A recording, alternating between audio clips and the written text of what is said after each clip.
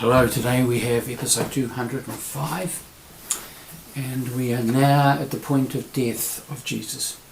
Today and tomorrow pretty well, our next episode. So we're picking up the narrative in Matthew's Gospel at chapter 27 verses 45 to 50. From noon on, darkness came over the whole land until 3 in the afternoon. About 3 o'clock, Jesus cried with a loud voice, Li Eli, Eli, lama sabachthani. That is, my God, why have you forsaken me? When some of the bystanders heard it, they said, This man is calling for Elijah. At once, one of them ran and got a sponge, filled it with sour wine, put it on a stick, and gave it to him to drink. But the others said, Wait, let us see whether Elijah will come to save him. Then Jesus cried out again with a loud voice and breathed his last.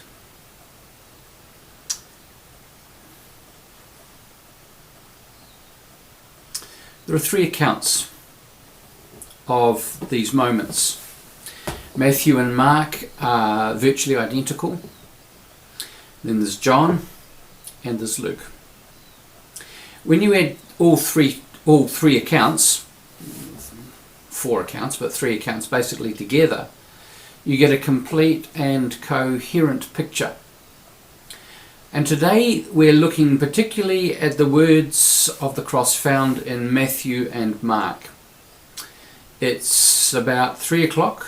Jesus cried with a loud voice, Eli, Eli, lama sabachthani, which is, my God, why have you forsaken me?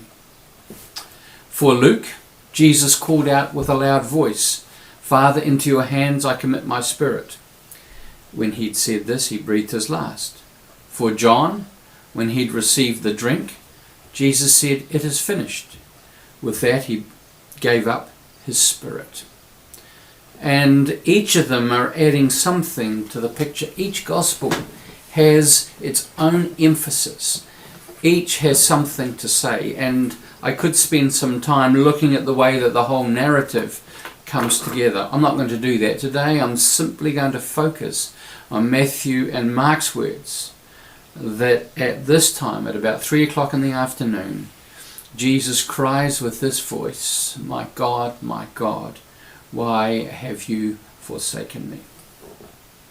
I've read it suggested that this is simply a recitation of Psalm 22 verse 1, which indeed it is, and that Jesus was thereby indicating that he was fulfilling prophecy. I don't think so. This is the agonized cry from the cross because it's his felt experience. And this is important. It strikes to the core of Jesus' humanity and of his sharing in our experience as human beings. I realized years ago that the Jesus I carried in my head, in fact, walked about 150 millimeters above the ground. He wasn't really one of us. He was more God than human. He didn't struggle in quite the same way we do. He didn't really experience the same indignities that we do. He was too perfect. He never really experienced doubt or fear, certainly not the at times crippling anxiety that was for so long part of my life. He floated above all of that. One of the places where this is given the lie is here. In these couple of verses, we saw it previewed in the Garden of Gethsemane, where the experience described as one of great anxiety.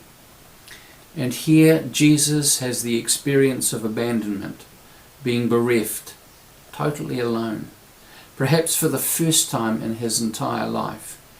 Perhaps until now, even in his darkest moments, he still has the vestiges of a sense of the Father's presence, even just the hint of a whisper. But not now. All gone. He's alone. There's a Stuart Townend song that we sing, and there's a line that bothers me deeply every time we sing it. The song, How Deep the Father's Love for Us. Here's the first verse. How deep the Father's love for us, how vast beyond all measure, that he should give his only Son to make a wretch his treasure. How great the pain of searing loss. The Father turns his face away, as wounds which mar the chosen one bring many sons to glory. Every time we sing those words, how great the pain of searing loss, the Father turns his face away, everything in me screams, no, no, no, that's wrong. The Father never turns his face away. That's us putting our stuff on the Father. The Father never turns his face away. Certainly at this moment, the Son has done nothing wrong. There is no cause for shame, no cause for the Father to turn his face away. The whole of heaven gazes on in incredible grief and intense wonder at what is happening here. I want to suggest that if there's a moment that the Son has the full attention of the Father, it's now. The Father is there, present, fully present, yet unseen and unfelt. Yet, here's the effect of our humanity. That which Jesus participates in, that presence is not felt, it is not experienced. Instead, there is a sense of total loss, of abandonment, of aloneness. But because presence is not felt or experienced, doesn't mean it isn't there. As I said, the attention of the whole of heaven is bent on what is happening on that cross.